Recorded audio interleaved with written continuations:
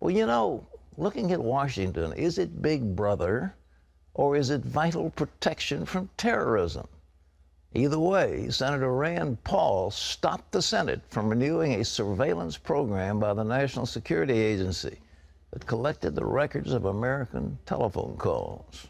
Paul called it giving up our freedom, but intelligence officials warned that losing the program could make America less safe. Heather Sells has the story. Senators met Sunday for a special session, but still missed a midnight deadline to keep the U.S. Patriot Act from expiring. What it means, key parts of the program have lapsed. The National Security Agency right now cannot collect phone records in bulk, and the FBI cannot use roving wiretaps to monitor suspects as they change phones. The Senate failed to take action Sunday thanks to Senator and presidential candidate Rand Paul. He used Senate rules to delay a final vote for several days.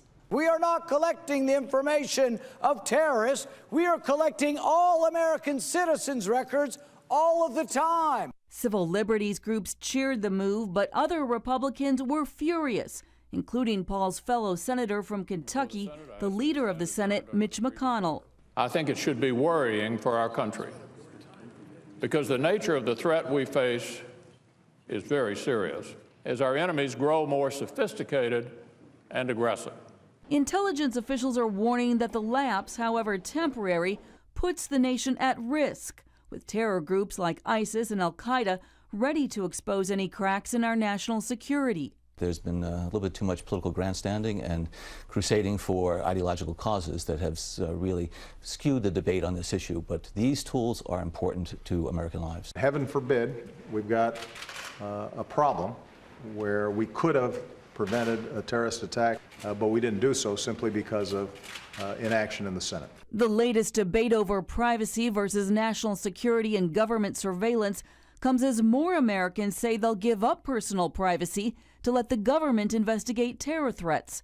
A Washington Post ABC News poll earlier this year found a 2-to-1 margin, with 63% favoring surveillance over privacy.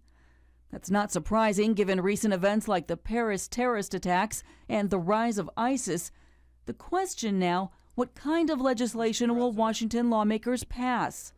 The Senate has agreed to begin debate on a House bill, the U.S. Freedom Act, which the president supports. It ends the NSA's bulk collection of phone records, but allows the agency to search the records of phone companies. Heather Sells, CBN News. Thanks, Heather. You know, folks, I'm telling you, it's scary. This is Big Brother. The idea that they have computers so big and they have satellite surveillance is so pervasive that every telephone call you make, every time you move can be recorded in some giant computer. We've never had the technology before to live up to what the Bible talks about in Revelation, where you can't buy or sell without the mark of the beast. We thought, well, that's just fiction. Something, it's in the Bible, so it has to be biblical, true, but at the same time, it won't happen in our lifetime. Well, it's happening. And, you know, we've got to stop this stuff. People say, well, we'll give up our freedom in order to get secure. How many shoe bombers are there in the world? How many people are there that can hurt you? I mean, if there are 7 billion people on the face of the earth, maybe a few hundred, and your chances of being blown up by one of them are about as bad as having the moon come apart. I mean, it's just, but yeah, nevertheless, we'll surrender our freedom for this stuff. We can't do it. You say, well, we'll trust the government. I don't trust the government for anything. Well, okay, so much for that. In other news, remember how President Obama promised that Obamacare would make health assurance cheaper? If you like your doctor, you can keep it. If you like your health plan, you can keep it. They lied to you. Well, now it looks like the exact opposite of what they promised in terms of health care costs is happening. Ephraim Graham has that story from the CBN newsroom. Here's Ephraim. Pat, the price of Obamacare could go up for millions of Americans next year. That's what experts tell Politico.com. Prices have already gone up in the first 2 years of Obamacare, and they could rise even more significantly next year. Plans in some states could go up 25 to 30%. while others would increase, but not as much. The increases come as Republicans are looking at alternatives to Obamacare as it faces a major challenge at the Supreme Court, with a ruling likely to come down in the next several weeks.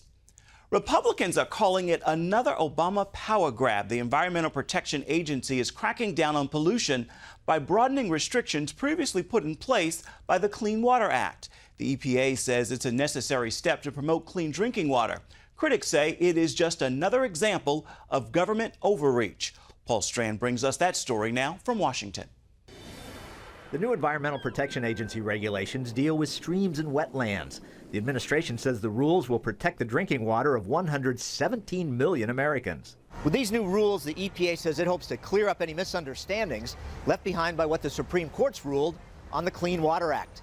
But the new regulations have met with quite a bit of pushback from Republicans. Nick Loris, who specializes in energy and the environment at the Heritage Foundation, says the move is more about attacking private property rights. You could see farmers, you could see home builders, you could see private property owners, all effectively paying, tens of thousands of dollars in permit requirements, in having their land taken from them by the Environmental Protection Agencies. House Speaker John Boehner took a similar position, saying the administration's decree to unilaterally expand federal authority is a raw and tyrannical power grab that will crush jobs. These leaders know firsthand that the rule is being shoved down the throats of hardworking people with no input and places landowners, small businesses, farmers, and manufacturers on the road to a regulatory and economic hell. Some farmers say it will be bad for business, as critics warn the government will now have oversight of every puddle, stream, and lake on their land. CBN News reached out to the EPA for a statement on how the rules will affect farmers. They referred us to a past statement that says the agency's intent is to protect clean water without getting in the way of farming and ranching. Normal farming and ranching, including planting, harvesting, and moving livestock, have always been exempt from Clean Water Act regulation, and our proposal doesn't change that. Some environmentalists say the new guidelines will be the biggest victory for clean water in a decade. But some Republicans in Congress say they will fight tooth and nail to see the regulations overturned. Congress is very focused on stopping the EPA's land grab. They've already introduced an amendment to an appropriations bill that the administration said they would veto. Paul Strand, CBN News, Washington. Oklahoma Republican Senator James Inhofe, the chairman of the Senate Environment and Public Works Committee, says Obama and the EPA are, quote, aggressively pushing an extreme and costly regulatory agenda, and that it will hurt the economy and the lives of everyday Americans. He says his committee will look at legislation to take aim at EPA regulations. Pat? What I want to hear from some of these candidates for president is what will they do when they take office. The president has the authority by executive order to cancel some of these regulations, and it's time they take a massive overhaul because we have a government. Now, here's the deal. Congress makes the law, supposedly, but underneath Congress are regulatory agencies by the dozens who are putting out thousands and thousands and thousands of regulations. And the congressman can say, well, we didn't vote on that. That was done by the EPA. Yes, it was, but you approved it. And the thing is, Congress won't take oversight because they're ducking the hard issues as well. But somebody has got to come in and say, I represent the American people, and I'm canceling these thousands of regulations that are burdening the United States economy. The cost is about $1.7 trillion a year in regulatory burden that we have to bear as Americans because of these bureaucrats. They are power hungry, and bureaucracy will always expand. That's the nature of bureaucracy. Yeah, I remember it was Herbert Hoover, if I'm not mistaken, who said that's the nature of bureaucracy. It will always aggrandize and expand. We need to cut it off, and it's going to take massive resolve on the part of the new president and Congress to cut this thing off at the pass. Efren? Pat, Texas authorities are warning people there to be cautious during their daily driving as many communities remain flooded due to recent heavy rains. Officials are concerned about further flooding as the Trinity River continued to rise after heavy rain Sunday. Operation Blessing remains in the city of San Marcos, helping residents with recovery efforts. Volunteers have been gutting houses that were damaged by floodwaters, removing sheetrock, debris, and working alongside residents. We had about tremendous help from Operation Blessing. Every single person that's helping us, they're real kind to us. They have a smile on their face and they're working hard. Area churches are helping house volunteers who are coming in from out of town to help. Pat? I heard of one family that was on vacation and floodwaters hit the place where they were staying, and it seemed like the whole family was killed. It was just terribly tragic. It breaks your heart. These floodwaters came up so fast and they were so devastating in their impact. People were drowned in cars, and they're just wonderful people. They need help. So Operation Blessing is there to help them, and we're going to keep on helping. You wish more could be done, and I'm sure there's federal and state money coming in, but nevertheless, somebody is on the scene with a saw and a hammer and whatever else is needed and saying, look, I know you're hurting, and we're here to rebuild your house, make it better so you can have a place to stay. Operation Blessing, you can dial 1-800-759-0700, or you can log in to Operation Blessing, CBN Disaster Relief Fund, CBN Center. So whatever pleases you, but let's help people. Ephraim. Pat, tributes poured in Sunday for Beau Biden, the son of Vice President Joe Biden. Beau Biden died Saturday at age 46. Doctors diagnosed him with brain cancer 2 years ago. At the time, he underwent what appeared to be successful treatment, but the cancer came back weeks ago. Beau Biden leaves behind a wife and 2 children. When he died, he was surrounded by his family. Beau Biden came from an unusual family history.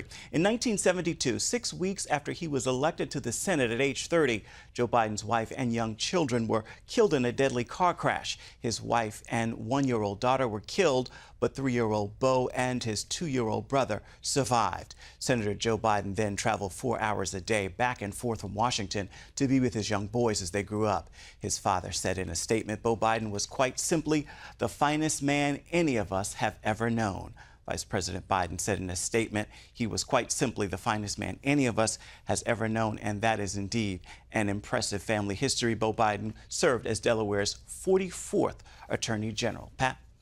Oh, my heart goes out to Vice President Biden on this occasion. I've known him a long time. We were both running for president and up to New Hampshire at the same time together, and he's a great guy, and he's just a wonderful person. But what he did with his family, the suffering and the grief that he suffers for the loss of his son, who was such an outstanding person.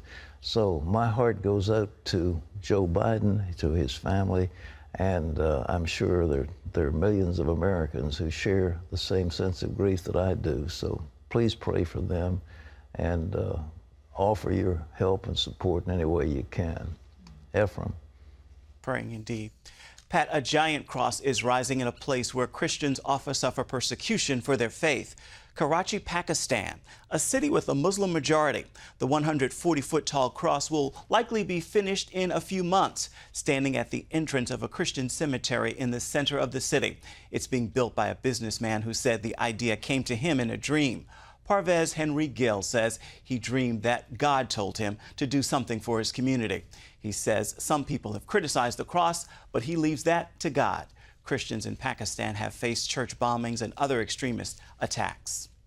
Well, you are never too old to break new records. At 92 years old, Harriet Thompson ran right into the record books on Sunday and became the oldest woman to finish a half marathon. The cancer survivor finished the race in San Diego in 7 hours and 24 minutes. Thompson didn't begin running marathons until she was in her 70s, after a fellow church member approached her to be a sponsor in a marathon to fight leukemia and lymphoma. And Pat, she says she doesn't think she'd be living today if she wasn't still running. Andy, I'm telling you, I'm speechless. 92. Yeah. Did you see how she finished the finish I'm line? telling you, Amazing. when I used to run like jogging, but no way I'm running a marathon. I'm not going to even try or even think about it. God bless her, 92 years old. Her knees. That's what always, Yeah, but you do it. You climb mountains and stuff. I stopped running a couple years ago, though, and But you know, sometimes in the summer, I just feel like going. I sprint. I'll still sprint I a little used to bit. love to run, especially on like a golf course up a fairway where Yeah. there's nice grass. But both of my knees were shot. I had both knees. I believe both of my knees were scoped, and I finally had a knee Your knees are replacement. fantastic now, right? Wow. More or less fantastic. But there's no way I'm running a marathon. But God bless that lady. And, you know, why not? I mean, folks, you don't wear out the way the people say you wear out. You're no older than you are in your mind. It's where your mind is what says about age and you know. So true. Age is just a number. It's a number, and it doesn't mean anything if you've got vitality and you've got a purpose in life. All right. Amen. Well,